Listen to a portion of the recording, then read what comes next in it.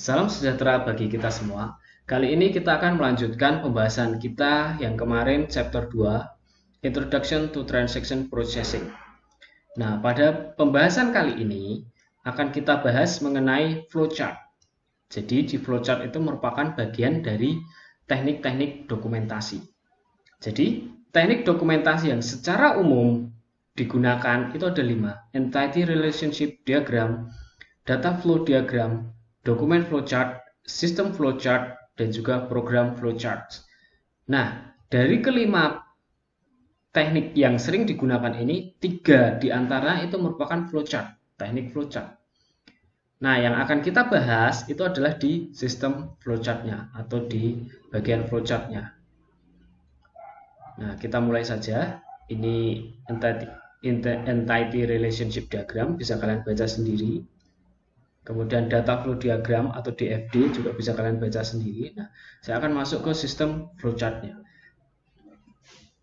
Sistem flowchart ini di sini dijelaskan dengan 3 poin. Yang pertama itu adalah illustrate the relationship among processes and the documents that flow between them. Artinya apa? Artinya adalah sistem flowchart ini mengilustrasikan atau menggambarkan hubungan antar proses atau hubungan di antara proses-proses itu dan juga dokumen-dokumen yang mengalir di dalamnya.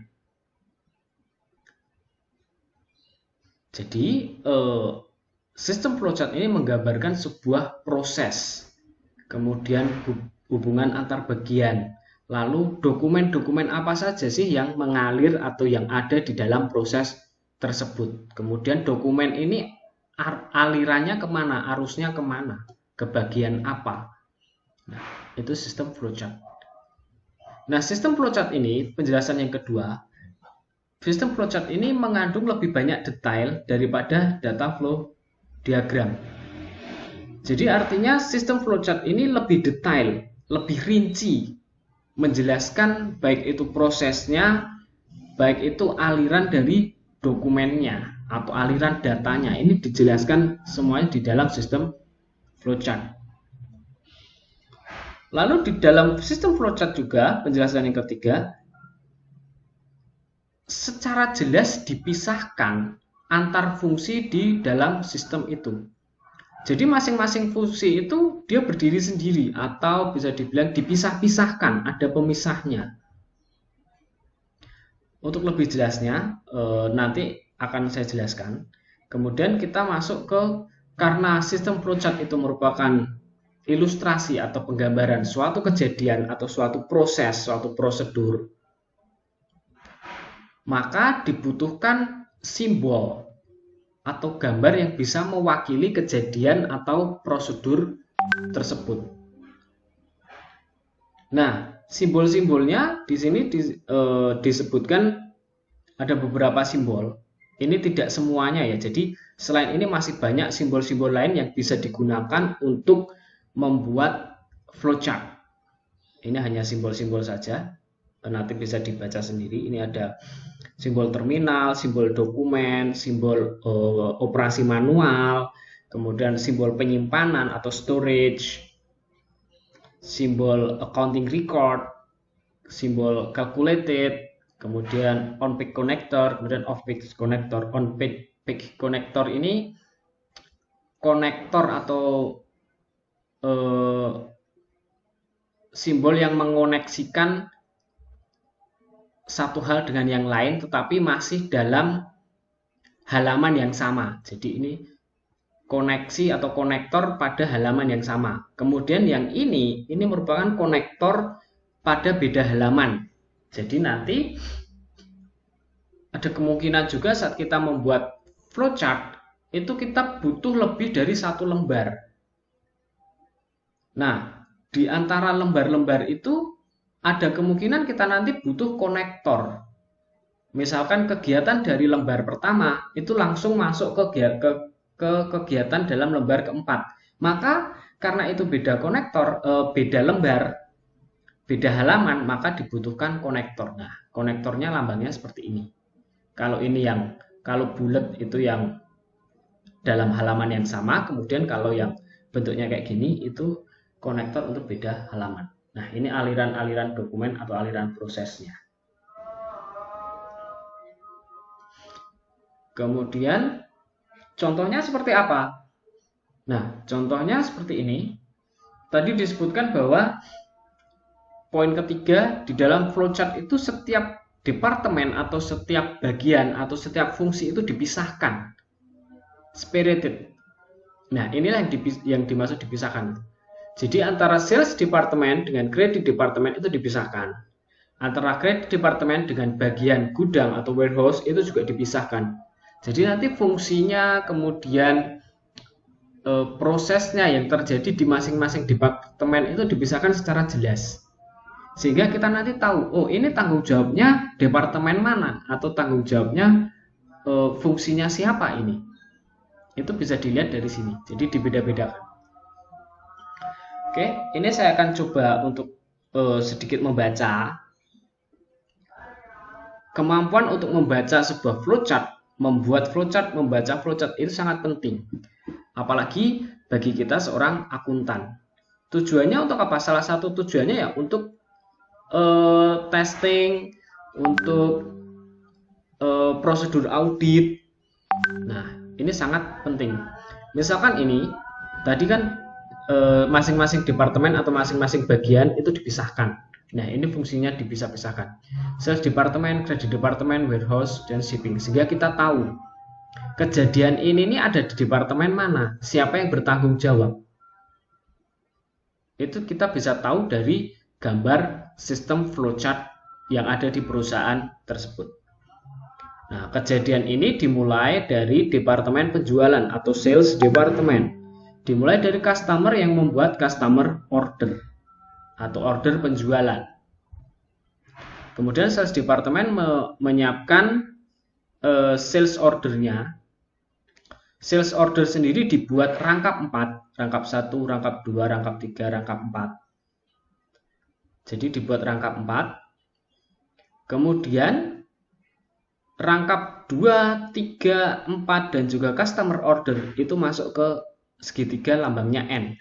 Segitiga lambangnya N ini merupakan segitiga itu merupakan simbol dari pengarsipan atau penyimpanan. Jadi disimpan atau diarsipkan. Nah, N ini biasanya number, jadi urut nomor. Nanti kalau sini simbolnya D itu biasanya date, urut tanggal. Kalau N itu urut number. Nah, ini urut nomor diarsipkan. Nah, lalu sales order yang rangkap pertama itu diberikan kepada departemen kredit. Kredit departemen melakukan checking kredit, ngecek kreditnya, kemudian ditulis penulisan kredit. Lalu kalau sudah oke, kemudian sales order rangkap 1 ini kemudian ditandatangani. Artinya sales order ini sudah oke lah. Lalu setelah oke, dokumen ini anak panahnya kemana? Dikembalikan ke sales departemen atau departemen penjualan. Lalu tadi yang sudah diarsip atau disimpan sementara itu kemudian ditambah dengan sales order rangkap 1 yang sudah ditandatangani, itu akan didistribusikan kemana? Nah, ternyata yang rangkap 1 yang sudah ditandatangani dan customer order itu kembali diarsip oleh departemen sales. Kembali diarsip, kemudian yang lainnya rangkap 2, rangkap 3, dan rangkap 4 ini dipindahkan ke departemen lain. Kita coba rangkap kedua. Rangkap kedua, sales order rangkap kedua itu ternyata dipindahkan kemana ini anak panahnya? Ke bagian gudang. Masuk ke bagian gudang. Sales order rangkap 2. Kemudian di bagian gudang ini ngapain? Nah, ini ada simbol pengerjaan manual atau manual processing. Memilih barang. Tadi kan sales order itu apa namanya? Order. Jadi ada konsumen melakukan order, kemudian dibuatkan sales order. Misalkan konsumen ini memesan sepatu. Nah, di gudang ini dicarikan sepatu yang mana sih? Yang seperti apa? Oh, sepatu warna merah, sepatu olahraga warna merah, ukuran 41 misalkan. Nah, di bagian gudang ini nyari. Kemudian stock records, artinya ditulislah stoknya. Misalkan stoknya berkurang 1 karena sudah diambil 1 pasang, berkurang 1 pasang. Nah, selain itu sales order rangkap 2 ini kalau sudah diberikan lagi ke bagian shipping department. Nah, ternyata sebelum ini itu masih ada proses. Ini ada A. Nah, ini A ini dari mana? Dari sini. Sales order nomor 4 atau sales order keempat dan sales order rangkap ketiga itu ternyata masuk ke A. A ini apa? Ini adalah yang dimaksud tadi konektor dalam satu halaman. Ini kan masih satu halaman. Nah, ini konektornya. A ini masuk ke sini. Berarti sales order nomor 3 dan 4 itu masuknya ke sini. Sales order rangkap ketiga dan 4, kemudian dari shipping department atau departemen pengiriman dicocokkan dengan barang tadi yang sudah dipilih di bagian gudang. Lalu kalau sudah oke, kemudian barangnya dan juga sales order rangkap kedua itu diberikan ke customer. Kemudian sales order rangkap ketiga dan rangkap 4 itu diarsipkan di bagian shipping department. Nah, ini adalah penjelasan mengenai sistem atau mengenai dokumen flowchart yang sesuai dengan gambar ini. Jadi nanti kalian harus bisa baca flowchartnya, harus bisa bikin, harus bisa baca juga. Jadi bikin dan baca. Ini kan rangkaian kejadian, kalian harus bikin kayak gini. Bener nggak simbolnya? Penyimbolan dokumen itu seperti ini. Nah, kalian harus belajar itu. Oleh karena kalian mau belajar, karena ini nanti nggak cuma di sistem informasi akuntansi ya, nanti semester depan itu juga masih ada praktikum sistem informasi akuntansi. Dan di praktikumnya itu juga disuruh membuat flowchart. Jadi sebelum kalian masuk ke praktikum, saya harus memastikan kalian bisa membaca flowchart. Untuk bisa membaca flowchart, kalian juga harus hafal masing-masing simbol. Misalkan kalian nggak hafal, kalian juga harus minimal tahu. Oleh karena itu, ada tambahan tugas, yaitu membuat ini simbol dan artinya.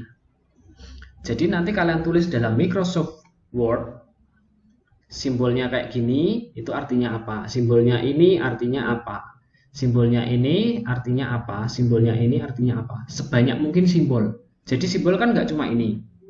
Nanti ada banyak simbol. Kalian tulis di Microsoft Word. Kemudian kalian kumpulkan jadi satu dengan tugas hari ini atau tugas pertemuan keempat ini. Jadi dijadikan satu aja, ditaruh di bawahnya juga boleh. Nah, ini untuk dokumen flowchart ya. Ini dokumen flowchart. Kemudian ini adalah sistem flowchart. Sistem flowchart ini sebenarnya nggak beda dengan dokumen flowchart. Cuma yang dibahas di sini adalah sistemnya. Sistem itu apa toh? Input, kemudian program, lalu output. Jadi sama saja. Biasanya sistem flowchart ini kalau tadi dokumen flowchart ini kita bahas hampir semuanya adalah dokumen-dokumen yang mengalir. Kalau sistem flowchart ini adalah apa ya? Bisa dibilang pengolahan datanya.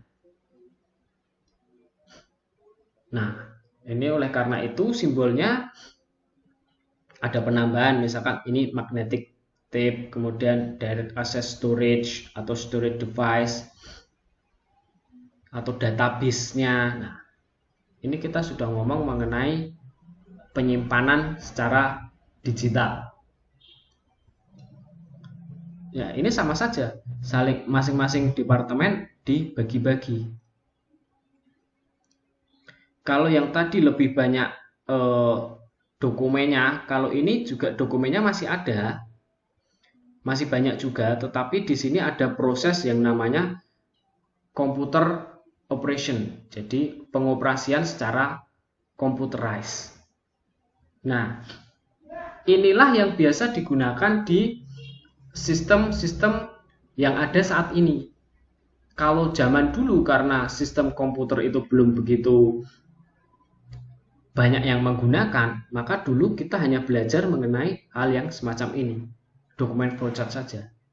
Tetapi sekarang kita juga sudah harus belajar mengenai sistem operasinya.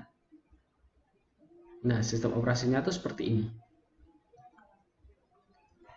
Jadi di tugas kalian, simbol ini menyimbolkan apa, gambar kayak gini, kemudian di sampingnya adalah artinya. Dalam bahasa Indonesia saja. Nanti cari simbol flowchart dan artinya gitu di internet, di Google atau dimanapun itu, nanti pasti akan muncul banyak. Tinggal kalian tulis. Maksud saya bukan cuma kalian menyalin dari internet ya, tapi maksud saya adalah kalian punya filenya, sehingga nanti saat ada ujian ataupun saat ada tugas untuk membaca flowchart, maka kalian sudah punya filenya. Oh, ini artinya ini. Oh, ini artinya ini. Maksud saya seperti itu. Oke, untuk video kali ini cukup sekian. Tolong tugasnya dikerjakan tepat waktu. Kemudian jika nanti masih ada pertanyaan, bisa langsung ke WhatsApp grup. Oke, cukup sekian dan terima kasih.